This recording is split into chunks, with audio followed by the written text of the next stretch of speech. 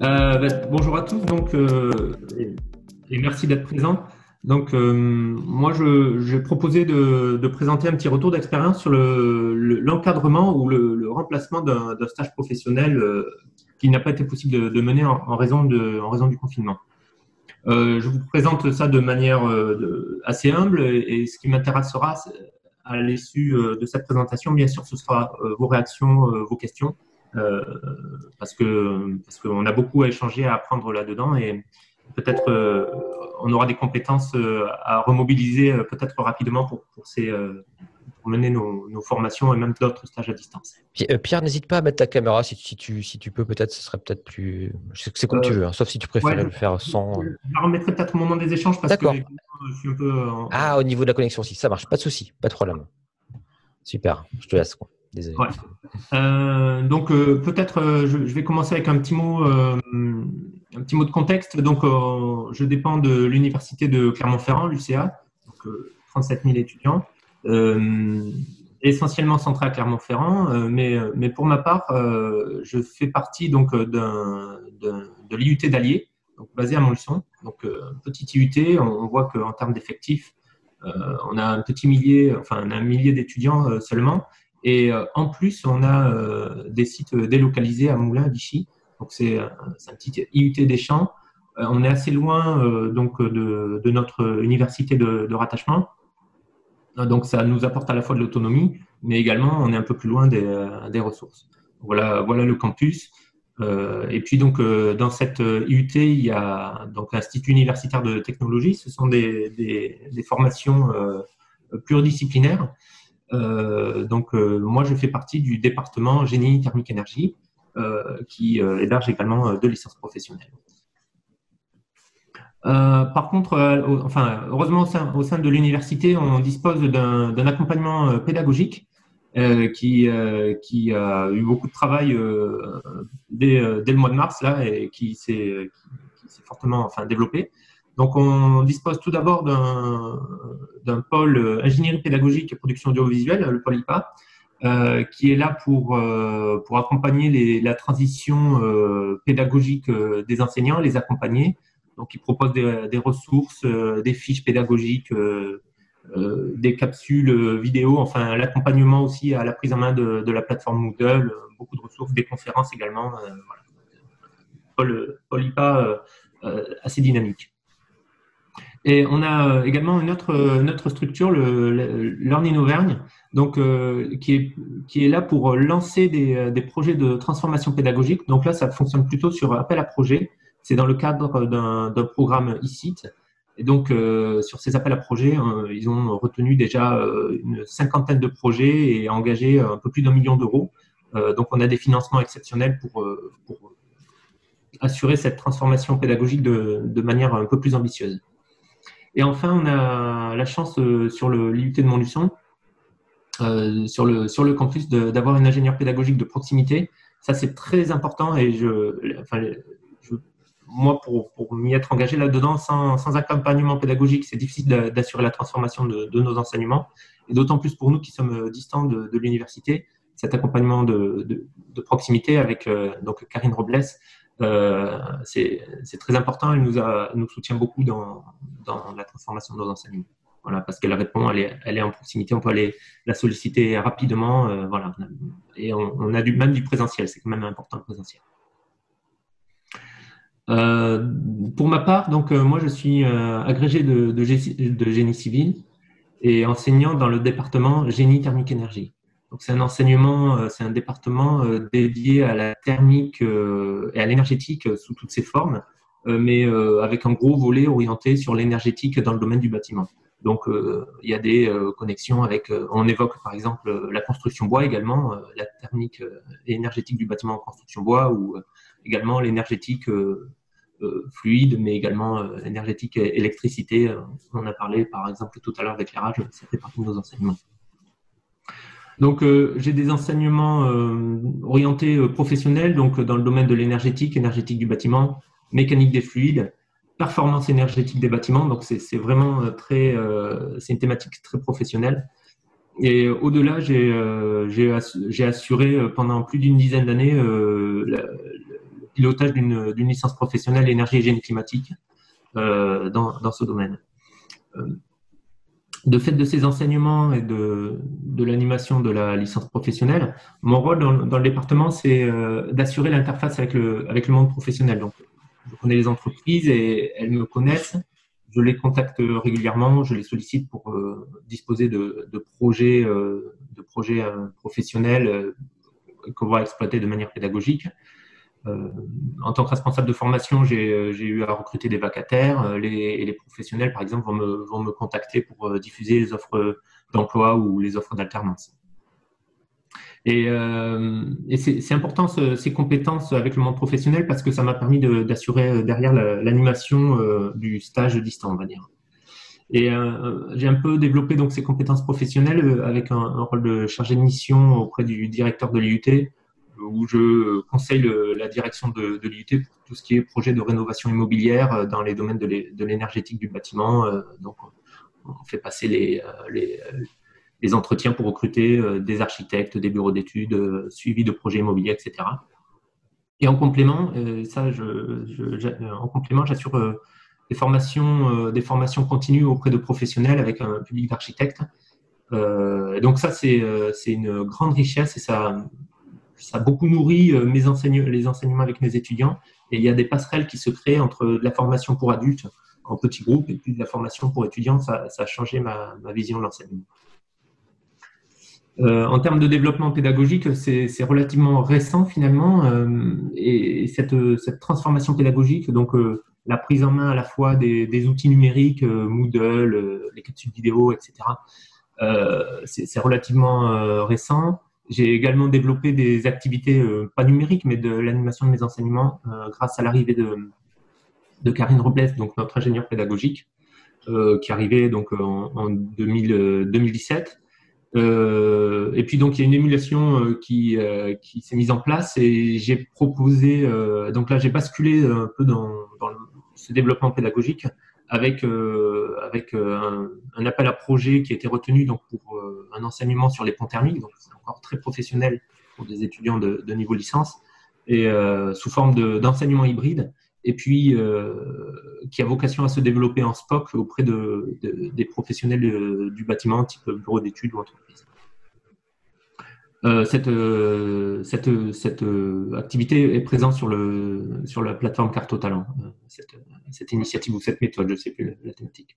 Et puis, toujours dans cette dynamique de développement pédagogique, j'ai proposé un deuxième projet, mais cette fois, c'est au sein du département GTE, d'essayer de créer une petite communauté de pratique pour transformer nos enseignements, chacun de nos enseignements, et aménager une salle de pédagogie innovante, donc une salle spin avec du mobilier déplaçable, des tableaux, enfin voilà, pour essayer de créer une dynamique dans notre département et mettre en place les outils.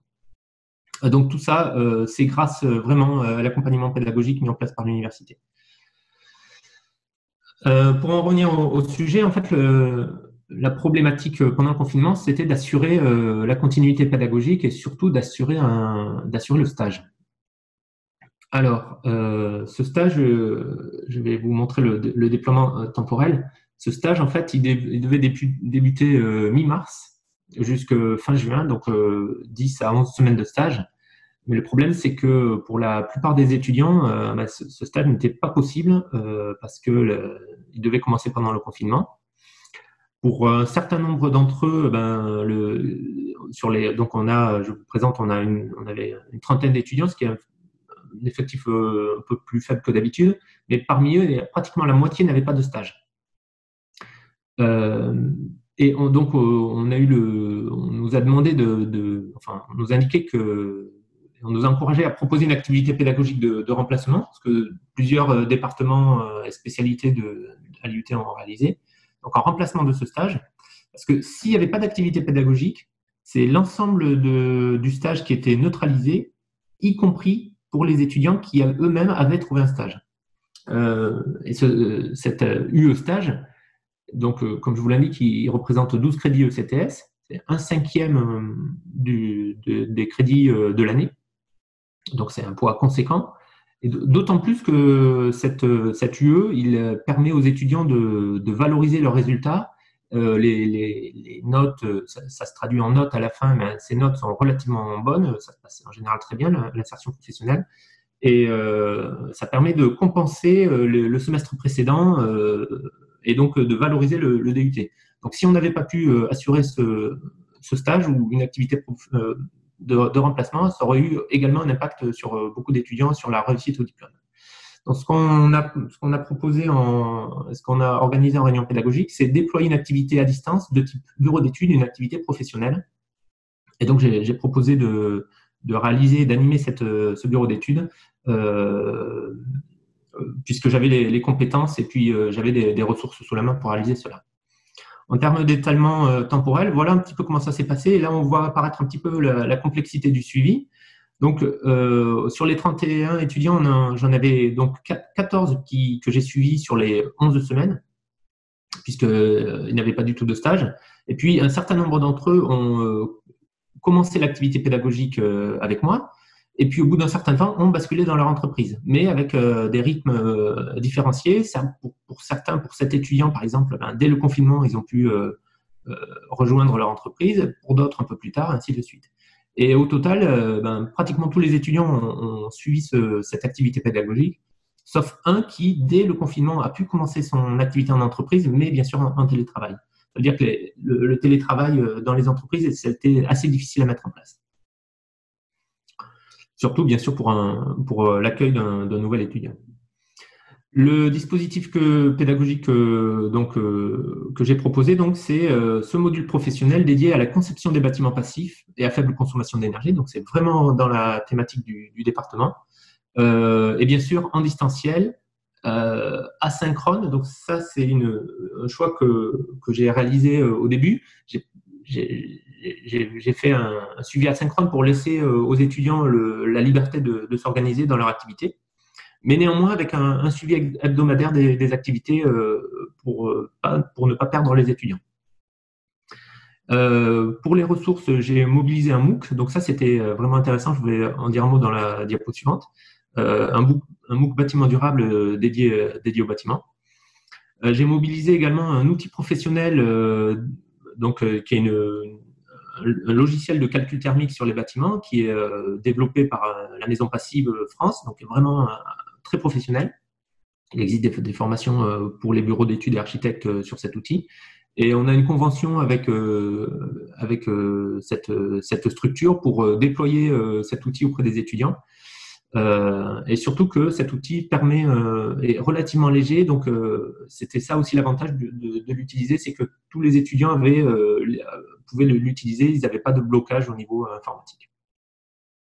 J'ai également collecté des projets de maisons individuelles, donc j'ai récupéré des plans, des compositions de parois. Donc là, je vous en présente deux, mais j'avais au total 4 projets et j'ai choisi donc des projets bien sûr réels et exemplaires donc pour à réaliser cette activité pédagogique là-dessus et donc avoir des bâtiments exemplaires. J'avais également un projet fil rouge, encore un autre bâtiment exemplaire dans les environs de Clermont-Ferrand qui m'a servi à déployer des capsules de vidéo pour la prise en main de l'outil. Et à partir de toutes ces ressources, j'ai constitué des groupes d'étudiants donc 4 groupes de 7 ou 8 étudiants auxquels j'ai affecté un projet. Et j'ai réparti les étudiants donc, en fonction du calendrier d'arrivée en stage pour qu'il y ait un maximum d'étudiants à chaque fois dans chaque groupe tout au long de l'activité. Et donc, j'ai déployé les 10 activités hebdomadaires avec un rythme assez régulier. Alors, un mot sur le MOOC, ça peut intéresser d'autres professionnels dans le domaine s'ils sont présents à cette présentation. Il existe une plateforme qui rassemble plusieurs MOOC. Donc, la plateforme s'appelle MOOC Bâtiment Durable et elle rassemble plusieurs MOOC dédiés à la performance énergétique du bâtiment. Pour ma part, donc, moi, j'ai retenu et j'ai recommandé aux étudiants de suivre le MOOC intitulé Bâtiment passif et bas carbone. Alors, je vous montre un peu les titres des séquences, on voit que c'est pour vous montrer un petit peu la thématique vraiment orientée professionnelle, donc construction passive, déperdition de chaleur, pont thermique, étanchéité à l'air, donc voilà vraiment les thématiques.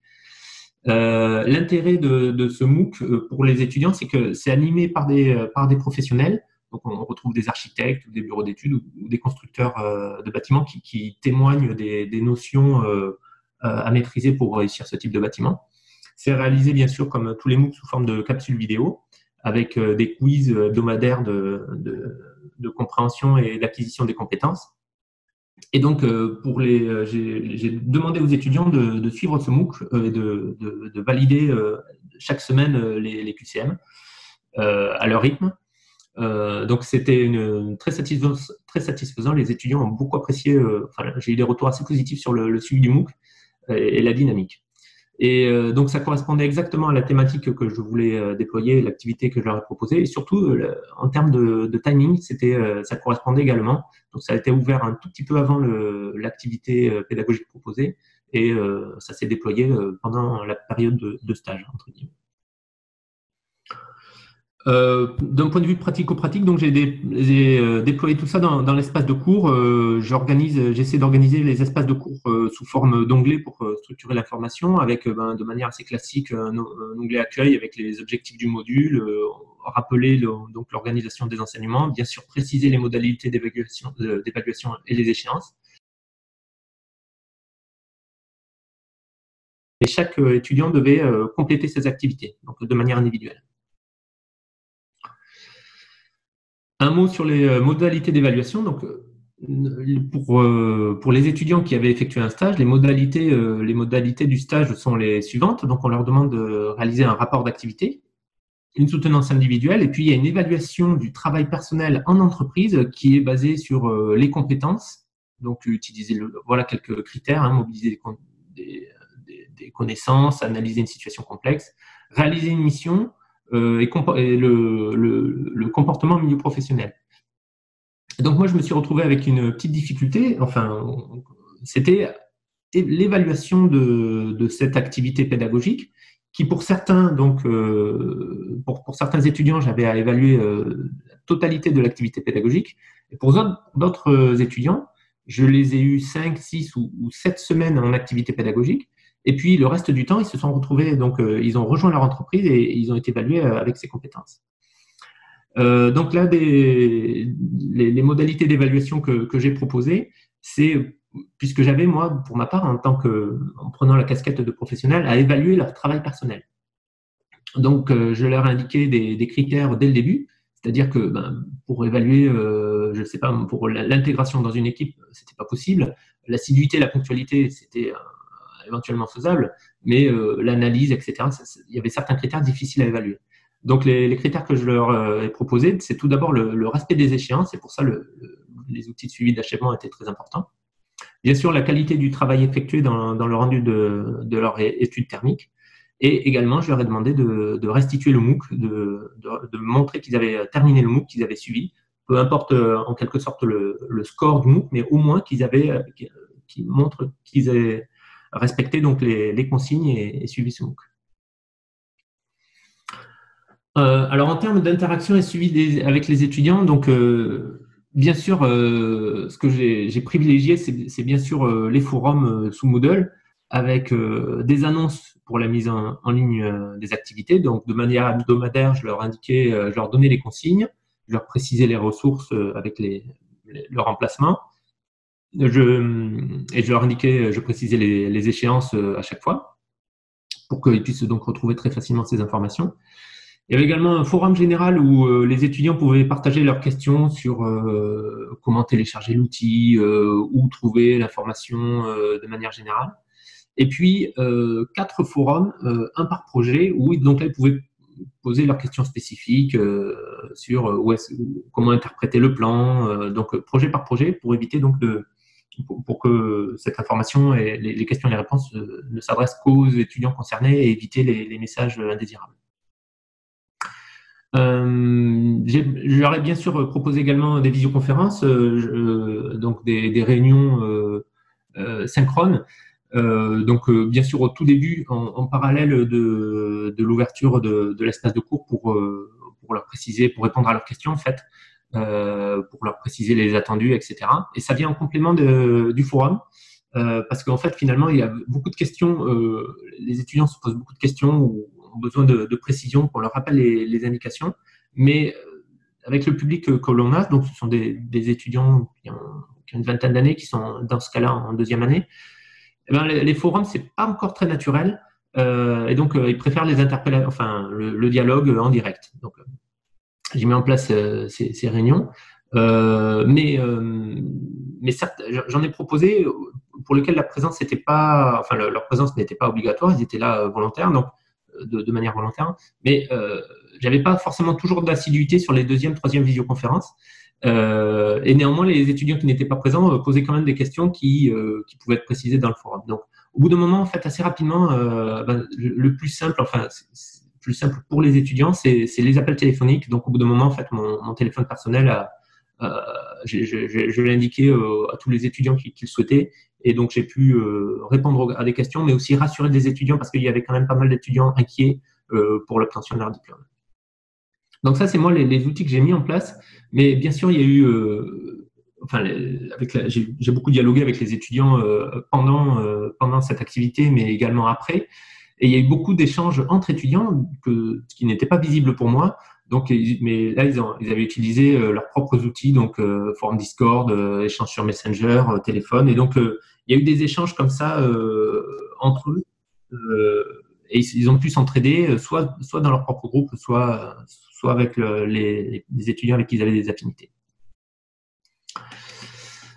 Pour le suivi des étudiants, donc comme je vous l'ai indiqué, donc j'ai mis en place un suivi d'achèvement. Et là, c'était assez. Là, je vous fais une représentation de ce à quoi ça pouvait ressembler, avec, par exemple, ici une vingtaine d'étudiants, avec des étudiants qui, pour certains, devaient suivre l'intégralité des activités proposées. Pour certains d'entre eux, en orange, par exemple, ils étaient en retard.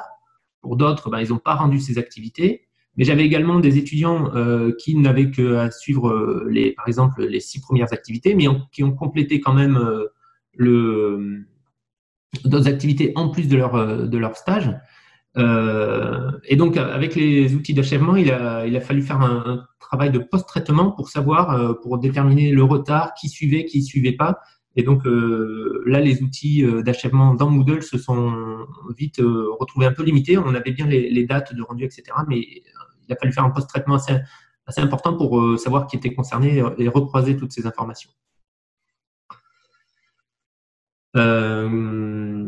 Je continue donc, comme je vous l'ai indiqué tout à l'heure, dans les restitutions, j'ai proposé un questionnaire d'évaluation aux étudiants. Et le pôle d'ingénierie pédagogique a mis en place donc un questionnaire pour l'évaluation des enseignements. Donc, on retrouve ici les thématiques, donc acquisition de nouvelles compétences, qualité des supports, on va dire, qualité des activités pédagogiques, modalité d'évaluation, satisfaction, rythme, etc. Et intérêt pour le DUT.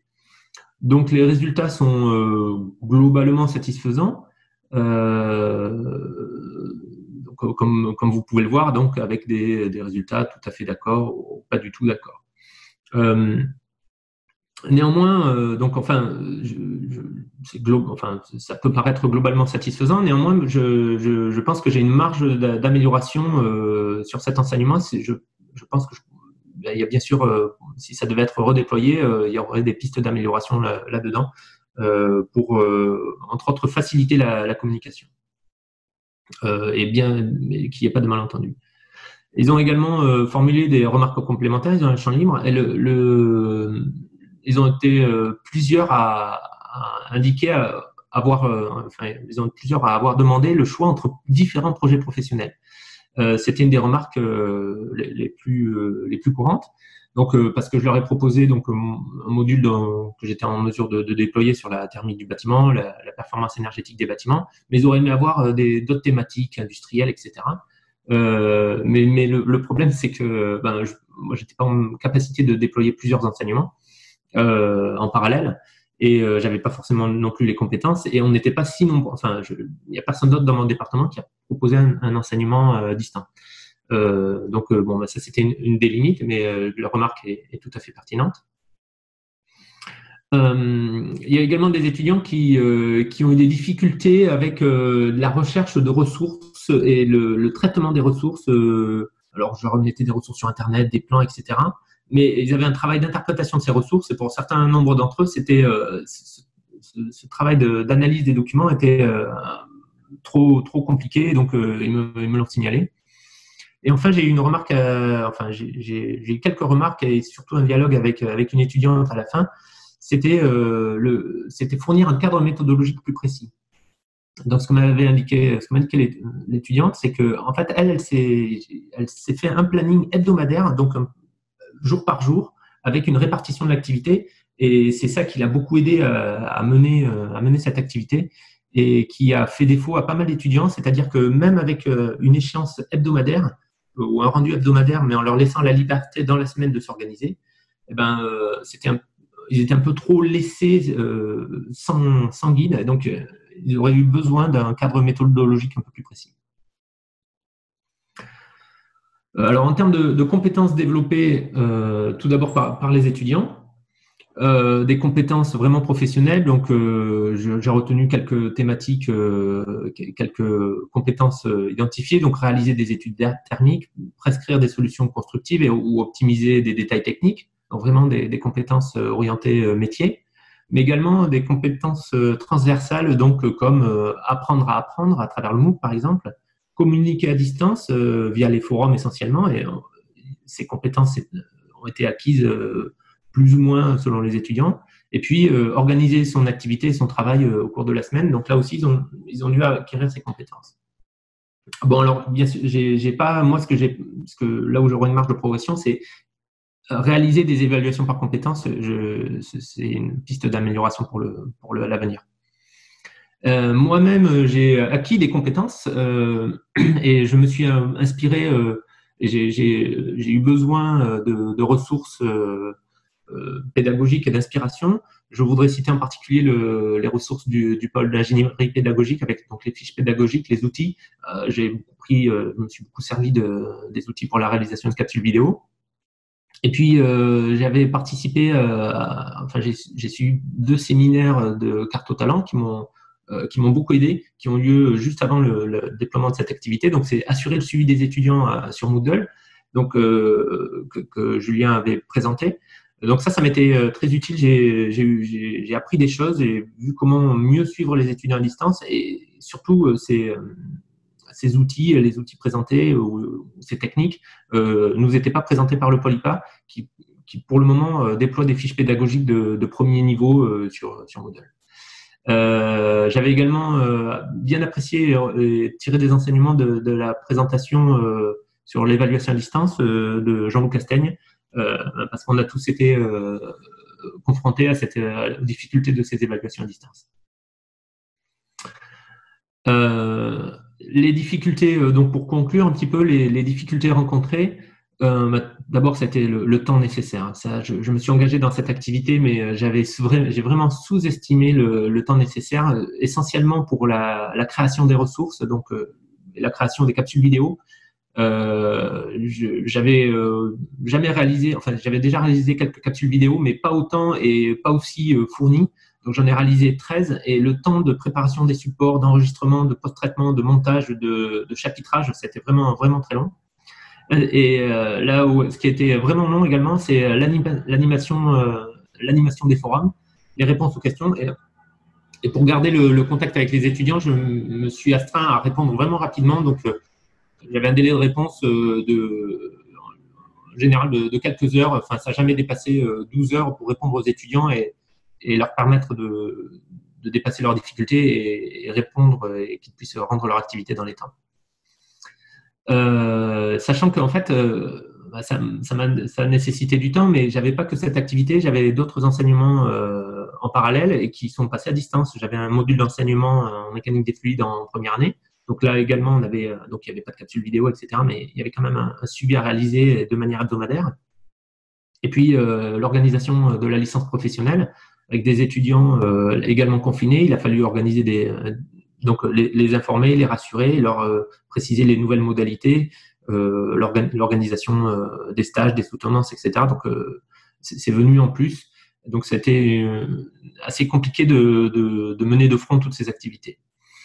Et également quelques difficultés techniques avec l'outil UCA Media qui, à l'université, est l'outil proposé pour réaliser des capsules vidéo qui est, à l'usage, je me suis rendu compte qu'il était un petit peu limité en termes de montage et d'exploitation. C'était assez long, donc ça a rajouté du temps, c'était un peu plus chronophage. Et il a fallu le prendre en main. Donc, c'est un outil qui est récemment déployé, donc il a fallu le prendre en main dès le début. Et enfin, là où j'ai trouvé des limites dans Moodle, c'est pour l'exploitation du suivi d'achèvement. Parce qu'effectivement, on a des dates, mais il m'a fallu post-traiter les données pour connaître, pour traiter, savoir les étudiants qui étaient vraiment en retard, qui étaient vraiment concernés par les outils d'achèvement. Donc, croiser ça avec le calendrier individuel de chaque étudiant. Par contre, bien sûr, il y a des points positifs. Les points positifs, c'est de réussir pour la première fois, déployer un module professionnel sur plus de 10 semaines, totalement à distance. L'utilisation de beaucoup d'outils Moodle et le suivi d'achèvement que j'ai déployé là pour la première fois. Un autre point positif, c'est toutes les ressources que j'ai pu déployer, j'espère pouvoir les réutiliser dans de prochains modules de cours. Les points d'amélioration, les perspectives d'amélioration, c'est arriver à mieux encourager les étudiants à travailler entre eux, mais à distance. Donc, il y a des outils pour ça, mais je pense qu'au-delà des outils, il faut développer une méthode, indiquer des consignes. Donc là, je pense que j'ai encore des pistes de réflexion et d'amélioration. Et également, je pensais l'avoir fait suffisamment, mais les retours m'ont montré que ce n'était pas tout à fait le cas. Donner plus de visibilité aux étudiants et être peut-être encore un peu plus disponible pour leur rappeler les échéances et leur donner un cadre méthodologique. Au-delà, les perspectives, ça va être bien sûr l'approche par compétences. On nous en parle beaucoup, mais nous, nos diplômes de DUT vont être transformés à partir de l'année prochaine et l'approche par compétences va y être déployée. Donc, ça va être un saut, encore un changement dans nos pratiques. Et moi, j'y crois beaucoup. Ce sera beaucoup plus intéressant. Ça va apporter du sens par rapport au milieu professionnel. Et puis développer d'autres formations hybrides ou à distance. Donc là, je pense c'était l'occasion d'acquérir de nombreuses compétences et j'espère pouvoir les remettre en œuvre à l'avenir. Donc voilà pour cette présentation. Encore une fois, comme je vous le disais, oui, c'est vraiment un retour de terrain. Donc avec bien sûr ses limites, son contexte. Mais également, j'espère que ça pourrait inspirer ou apporter une inspiration donc, à d'autres enseignants, d'autres collègues. Et maintenant, je vais être à votre écoute pour vos questions, vos échanges, et puis je suppose que vos remarques vont être très inspirantes pour moi. Voilà. Je vais arrêter le partage et remettre mon écran.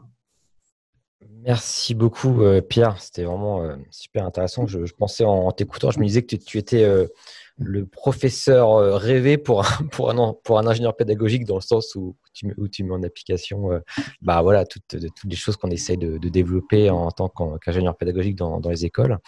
Ce que je voulais vous proposer pendant ce temps d'échange éventuellement, alors ceux qui le souhaitent, c'est toujours plus sympa si on peut activer les caméras éventuellement, si jamais encore une fois, vous le souhaitez. Sinon, vous restez avec le micro, il y a aucun souci.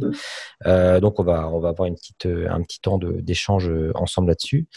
Déjà, je voulais savoir si, suite à l'intervention de Pierre, il y avait des premières questions là, comme ça qui vous viennent à chaud sur ce retour. Moi, j'en ai noté, donc n'hésitez pas si vous n'êtes pas inspiré. Mais je vous laisse prendre la parole en premier parce que je suis très pipette. Moi, j'en ai. Merci Pierre pour cette présentation. C'était très intéressant. D'ailleurs, on a certains points en commun. J'interviens depuis quelques années, en fait, une journée à Polytech Clermont sur l'éclairage. Je fais une conférence d'une journée sur l'éclairage et je vois l'évolution des étudiants aussi. Bon, là, j'avais fait avant le confinement l'année dernière, mais je rejoins sur plusieurs points, notamment le temps, la difficulté à évaluer le temps pour gérer la transition justement sur du distanciel ou sur de l'hybride, qui est une grande complexité parce que tant qu'on l'a pas fait, on peut pas savoir combien de temps ça va prendre. Et moi, par exemple, pour le CNAM cette année, ce que j'avais fait, puisqu'en temps normal, j'ai 10 après-midi avec les étudiants Et les 3 dernières journées, je les initie à un logiciel de calcul d'éclairage. Bon, quand on fait un travail sur un logiciel, on passe parmi les étudiants, on regarde comment on fait, on corrige, etc. À distance, c'est déjà un peu plus complexe. Donc, ce que j'avais imaginé, c'est de les faire travailler par groupe de 2 déjà, pour faire une fois que le logiciel a été expliqué, démontré, et qu'ils fassent une pratique à 2 avec des projets. Et j'ai en fait dupliqué les projets en modifiant des caractéristiques pour qu'ils n'aient pas tous le même projet. Donc c'est là-dessus que ça a été un peu complexe, parce que je m'étais dit, si j'envoie le même projet à une vingtaine d'étudiants, il y a des chances qu'il y en ait 2-3 qui fassent très vite le travail et qu'après il y a un partage du résultat final. Donc ça a été d'imaginer en fait des projets différents mais avec une difficulté à peu près égale, pour pas qu'ils se retrouvent certains avec des projets trop faciles ou d'autres. Et c'était assez intéressant comme exercice pour moi aussi. Et le résultat était aussi intéressant parce qu'effectivement, chacun avait une approche différente. Voilà. Donc, mais ça a pris beaucoup plus de temps que je ne pensais au départ. Ouais, je te rejoins je te rejoins un petit peu sur la répartition des projets. C'est également un petit peu l'équilibre que j'ai dû trouver. J'ai trouvé des projets, donc moi j'aurais proposé 4 projets en petits groupes pour que justement tout le monde travaille, mais on ne sait pas trop à l'avance sur un groupe s'il va y avoir un travail collaboratif, si ça va bien marcher, si tout le monde va réaliser des activités en s'entraidant, ou s'il y en a juste 1, 2 ou 3 qui pratiquent l'activité et puis avec des copier-coller. Donc ça c'est toujours une question qui se pose. Ouais. Effectivement, pour l'évaluation, parmi les critères que j'avais dans ma grille d'évaluation, c'était au-delà du résultat du projet, c'était que le binôme explique pourquoi il avait fait ces choix-là, et que les 2 parties du binôme, bien sûr, interviennent pour dire pourquoi ils avaient fait ça, pourquoi ils n'avaient pas fait ça, quel recul ils avaient pris par rapport au projet, comment ils l'avaient analysé, etc. Donc ça, c'était aussi une discussion très intéressante à avoir. Ouais. Alors, pour compléter, et peut-être après il y aura d'autres questions, mais effectivement, je ne l'ai pas bien précisé dans ma présentation. Moi, j'avais le rôle de professionnel, en fait. Donc, j'ai précisé l'évaluation de l'activité professionnelle comme si j'avais les étudiants avec moi dans mon entreprise. Donc, c'est pour ça que j'ai évalué la qualité du travail et les échéances, parce que c'est quand même 2 éléments importants. Mais la partie, ils ont réalisé tous les étudiants, mais avec d'autres enseignants, dont moi, bien sûr, pour certains. Ils ont réalisé un rapport pour expliquer tout cela et des soutenances comme ils le font en retour à l'IUT. D'accord. C'est à ce moment-là qu'il y avait des questions d'argumentation, etc. Ouais. Ok, est-ce qu'il y avait d'autres questions? Alors moi j'en avais une notamment par rapport tu parlais du MOOC. Alors c'est une bonne idée effectivement de t'être appuyé sur des ressources externes plutôt que de réinventer la roue. Alors ceci dit, tu as quand même enregistré des vidéos d'après ce que j'ai compris qui t'ont pris pas mal de temps. C'était par rapport au fil rouge d'ailleurs ces vidéos-là, j'imagine, c'est ça? Voilà, c'est ça. C'est qu'en fait le MOOC amène toutes les compétences professionnelles, les notions, les grandeurs. Mais après, il fallait prendre. Donc, pour mettre en œuvre ces notions, il fallait un outil, l'outil professionnel que j'ai présenté.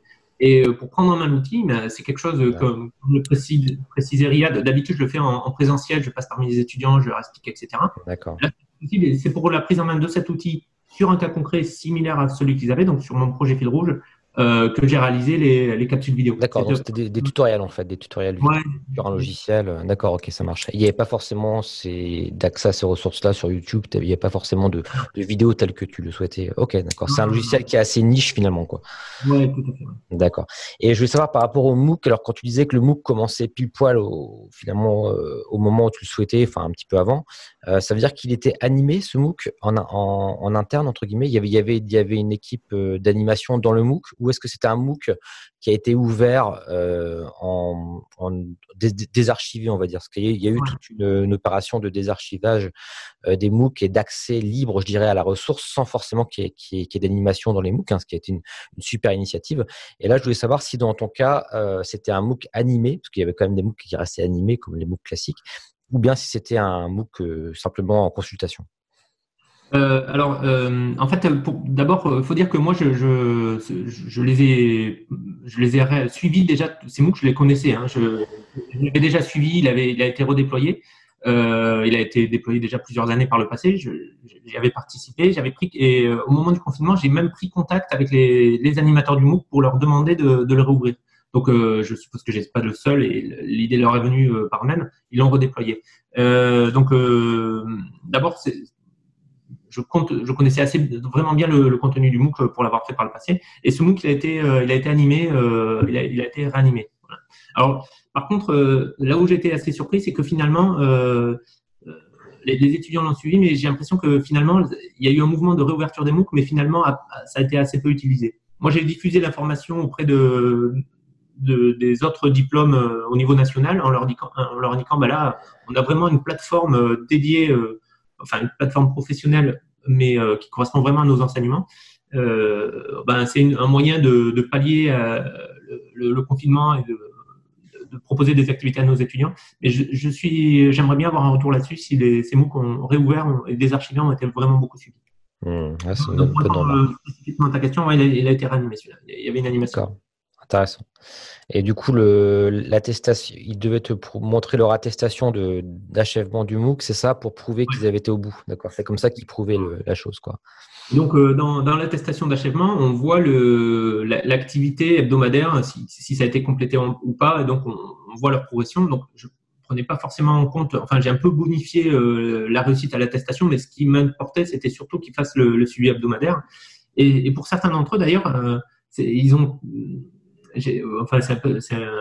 petite erreur de ma part, j'ai pas assez insisté sur les échéances du MOOC. Pourtant, ils l'ont suivi, ils l'ont vu dedans. Mais ils ont commencé, et puis pour certains étudiants, ils l'ont oublié. Et arrivé à la fin, quand je leur ai rappelé, voilà, il faut me rendre l'attestation, ils se sont connectés. Ils m'ont dit, j'ai plus accès, puisque ça finissait juste quelques semaines avant. Ils m'ont demandé de réouvrir le MOOC. Là, je leur ai dit, ça va pas vraiment, je ne suis pas administrateur. D'accord.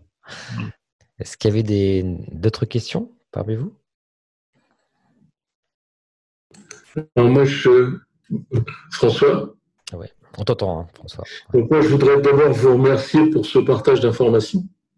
Et donc, c'est sans question, merci. C'était globalement très intéressant de pouvoir écouter. Vraisemblablement, effectivement, c'est beaucoup de travail et c'est pas fini. Il y a des pistes d'amélioration. Et je pense que le système qui était pris est adaptable à beaucoup de projets. Il y a une partie d'étudiants qui vous ont dit que globalement, on aurait aimé avoir d'autres types de projets pro sur une base de bureau d'études, quel que soit le domaine d'activité. Il y a des choses qui sont, à mon avis, assez facilement duplicables. Mais c'est facile pour le gars qui s'occupe que de stages en présentiel aujourd'hui. Ok. Donc, merci à vous. Pierre, s'il y a besoin, j'ai remarqué que beaucoup des projets étaient au moins à Bardage-Bois, au moins dans l'apparence. Donc, s'il y a besoin de contacts complémentaires, je pense qu'ils existent déjà, de relations avec la partie bois. On a une équipe à l'École du Bois qui est spécialisée dans la partie construction. Nous avons aussi des relais en région Auvergne-Rhône-Alpes. N'hésite pas à demander. On fera le lien avec plaisir pour en termes de retour de partage. Merci à tous. Merci François. Et pour apporter un petit complément, François, effectivement, moi j'ai de bonnes relations avec la filière construction bois Auvergne, filière bois. Donc j'ai pu assurer des formations pour les professionnels sur la partie thermique. Et effectivement, sur les projets, sur 4 projets, il y avait 3 projets en construction bois. Ce que je voulais dire aussi pour tout le monde, en fait, c'est que moi, j'ai fait pas mal de formations. Je participe aux formations déployées par le pôle pédagogique sur la transformation de nos enseignements. Mais des fois, moi, j'ai ressenti par le passé le besoin d'avoir des retours d'expérience de terrain vraiment assez simples ou vraiment d'enseignants qui se sont coltinés avec les outils, qui ont vu leurs limites, qui ne sont pas allés au bout, en tout cas avec les difficultés rencontrées. Et c'est dans ce sens-là aussi où moi je voulais partager une expérience parce que moi aussi je suis intéressé par des retours d'expérience d'autres collègues et de bien préciser les limites. Donc j'ai présenté ça, je l'ai mis un peu au propre, mais vraiment c'est vraiment pour échanger là-dessus et voilà, j'ai beaucoup à apprendre et c'est pas la seule solution, etc. Mais voilà, pour mener un retour d'expérience et ma petite pierre à l'édifice, quoi. Et surtout, j'ai un peu insisté dans ma présentation, mais je voulais préciser quand même, c'est bien d'avoir la restitution enseignant dans leur thématique. J'aurais du mal à faire une publication, etc. Mais ça, c'est impossible. Enfin, encore une fois, cette transformation des enseignements, la prise en main de ces outils, les outils techniques, mais également l'animation pédagogique. Sans l'accompagnement, sans les accompagnateurs pédagogiques, on aurait du mal à faire cette transformation, quoi.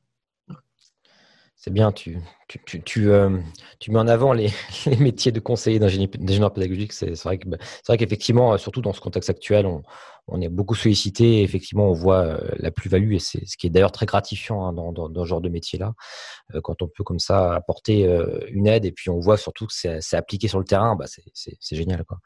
Et ce que je trouvais particulièrement intéressant dans ta méthode, c'est que finalement, tu avais une contrainte assez forte, c'était de t'organiser en fonction aussi du début des stages qui était pas forcément le même pour tous les étudiants. Et du coup, ça, je pense que c'est vraiment une partie très originale de ton travail, qui est d'avoir pensé ça de cette manière avec, effectivement, on a vu la timeline, je crois qu'il y en a 14 qui devaient faire tout à distance, certains qui ont commencé à la moitié, etc.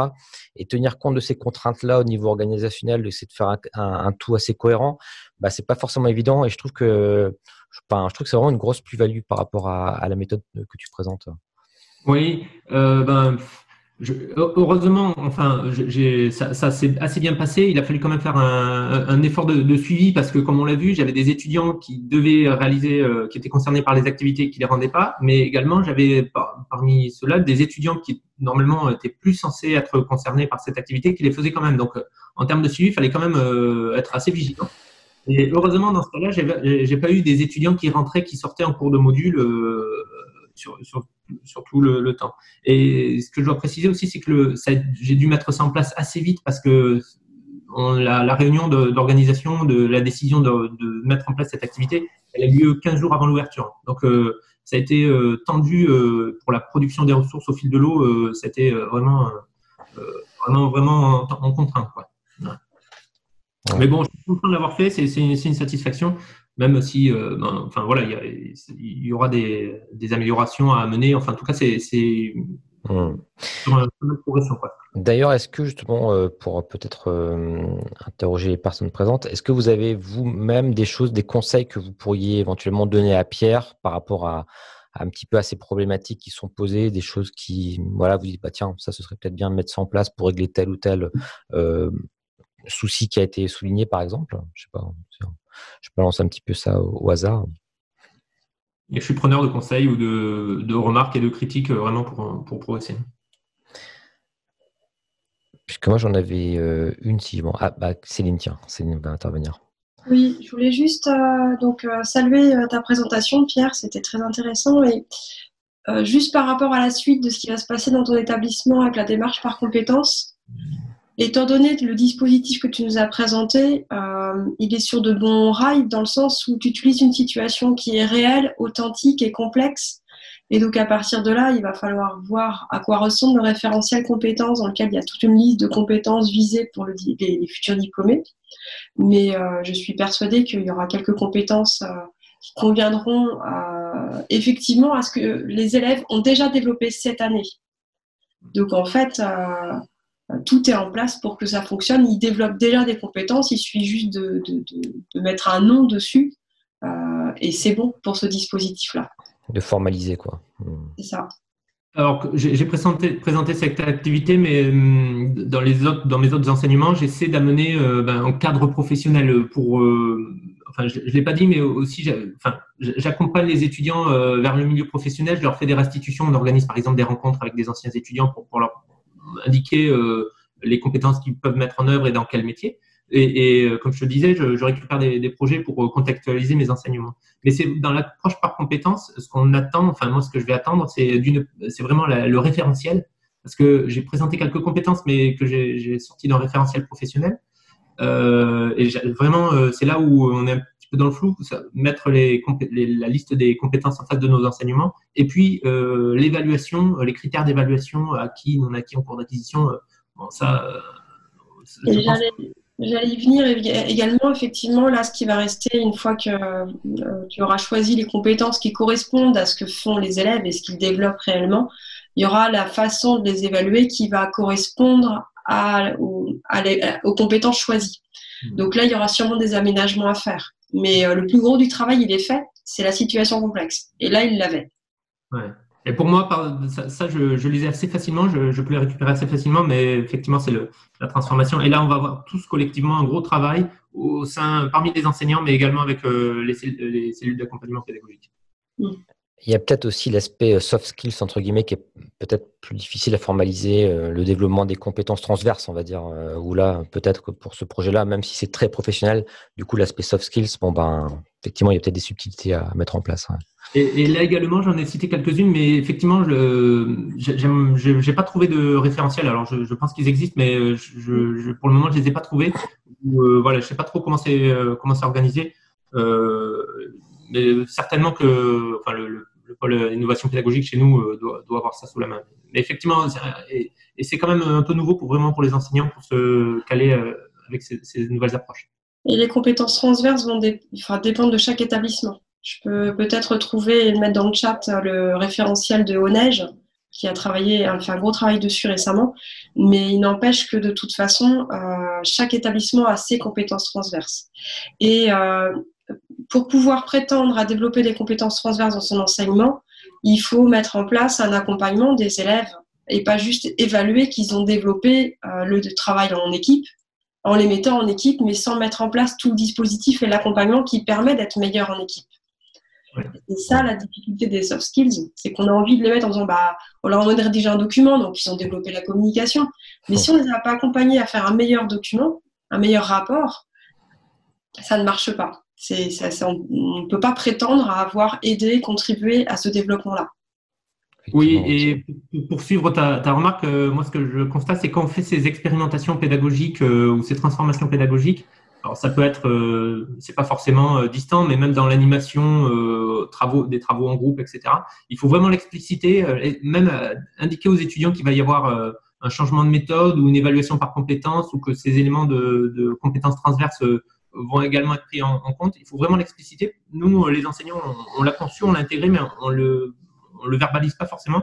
Il faut vraiment préciser les étudiants, parce que quand ils passent d'un enseignant à l'autre, s'il y a des enseignants qui sont à différents niveaux dans leur développement pédagogique, quand ils vont passer d'un enseignant vraiment très vertical, amphi, TD, vraiment très très vertical, à un autre collègue qui innove, ou en tout cas qui change un petit peu les pratiques, ils peuvent être déstabilisés et même avoir paradoxalement une réaction soit de méfiance ou même de rejet, alors qu'on souhaite faire mieux.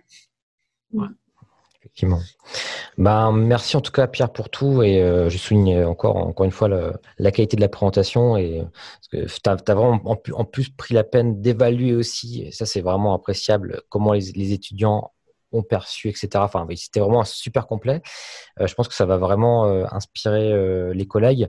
Je rappelle que ce webinaire a été organisé par la Cartographie des talents. Donc, n'hésitez pas à créer votre compte sur Cartotalent, cartotalent avec un s.fr. Et du coup, vous pourrez également recevoir, je vais mettre cette vidéo-là également à disposition un petit peu partout, mais vous pourrez également recevoir une newsletter, notamment de la Carto, et être au courant des prochains événements. Et il y aura des choses un petit peu qui vont t'intéresser, Pierre, aussi. C'est le travail par projet, notamment. C'est un webinaire qu'on va faire bientôt. On met ça en place. Voilà, en tout cas, merci à tous d'avoir été présents. Ça va être donc c'est enregistré, ça va être rediffusé. J'ai eu une petite coupure internet, donc désolé, il y aura 2 minutes qui manqueront, mais quasiment tout y est, donc il y a pas de souci. Et puis du coup, je vous dis à très bientôt pour un prochain Carto, un prochain webinaire Carto Talent. Merci Pierre. Merci Julien, à bientôt. Merci, au revoir. Merci Julien. Au revoir. Au revoir.